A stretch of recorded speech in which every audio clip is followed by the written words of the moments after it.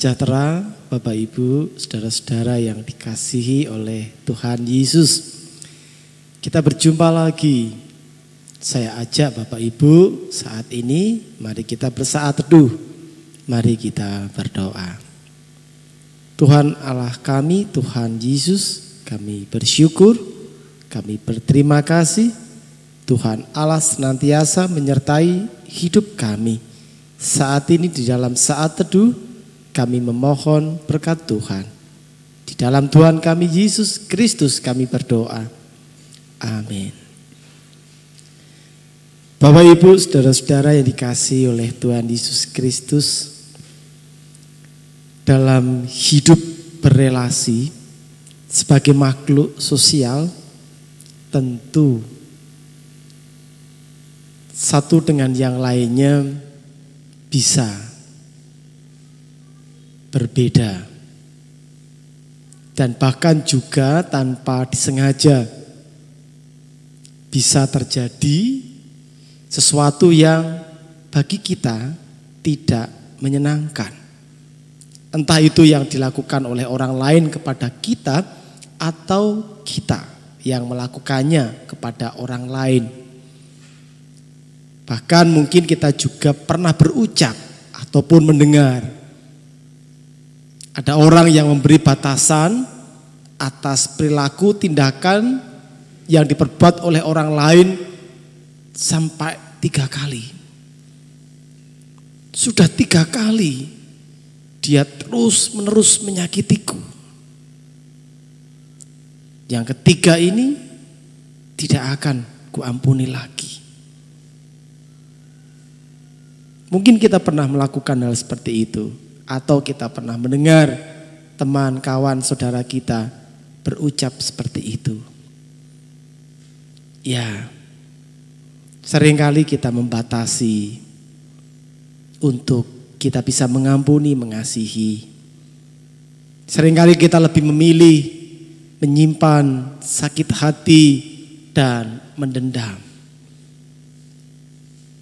Sebenarnya kalau jujur kita akui, apa toh keuntungan dari kita mendendam, dari kita menyimpan semua rasa yang tidak menyenangkan tersebut?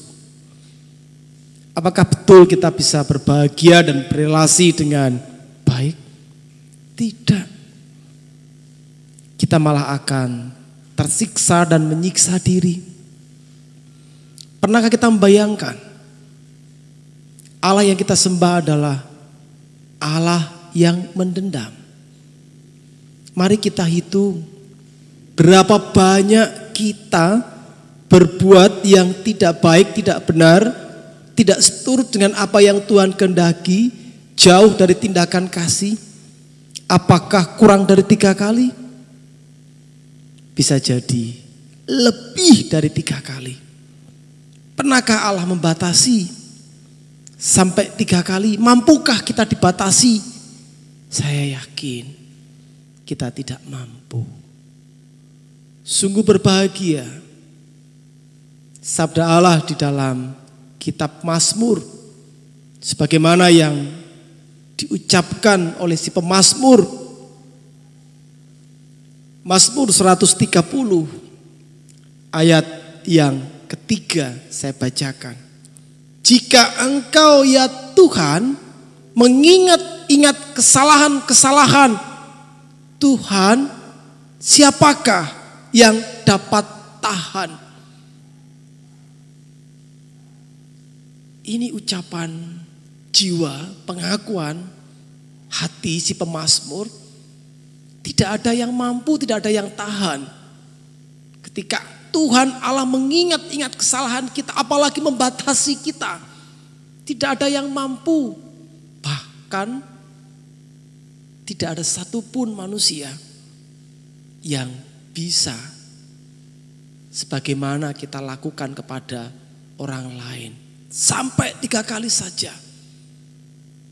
Berbahagia, bersyukur kita karena Allah kita tidak melakukan hal seperti itu kepada kita. Karena Allah menghendaki agar selalu ada pemulihan dalam hidup kita, agar kita selalu dipulihkan untuk menuju kepada kebaikan. Tuhan menghendaki kita agar kita selalu dipulihkan berada dalam sebuah kehidupan yang berdaya untuk menghadirkan cinta kasih Allah. Di ayat selanjutnya inilah yang diungkapkan oleh si pemazmur. Tetapi padamu ada pengampunan supaya engkau ditakuti orang. Di dalam Tuhan, pada Tuhan ada pengampunan. Inilah yang menguatkan si pemazmur untuk terus datang kepada Tuhan Allah, mengungkapkan segala isi hidupnya dan terus untuk memperbaiki apa yang ada di dalam hidupnya. Jadi Allah yang mengasihi, Allah yang mengampuni, Allah yang memulihkan juga tidak membiarkan kita untuk terus-menerus berada dalam ketidakbaikan. Kalau Allah mengedepankan cinta kasih-Nya untuk memulihkan kita, mari kita di dalam berelasi sebagai makhluk sosial, kita juga mengedepankan cinta kasih yang memulihkan dan mengampuni. Tuhan memberkati kita. Amin. Kita berdoa. Tuhan Allah Bapa kami mengakui kami lebih mudah mengingat ketidakbaikan, kejelekan yang diperbuat orang lain dalam hidup kami. Kami sulit mengingat kebaikan-kebaikan orang lain yang telah dilakukannya di dalam hidup kami. Sehingga akhirnya seringkali kami memberikan batasan-batasan kebaikan untuk kami bisa menghukum orang lain, meluapkan api amarah kami, dendam kami. Dan kami mengakui hidup yang demikian tidak membawa kami dalam sukacita, damai dan sejahtera, tetapi senantiasa berada dalam sebuah permusuhan. Terima kasih ya Tuhan. Tuhan ampuni dosa kami. Tuhan pulihkan kehidupan kami.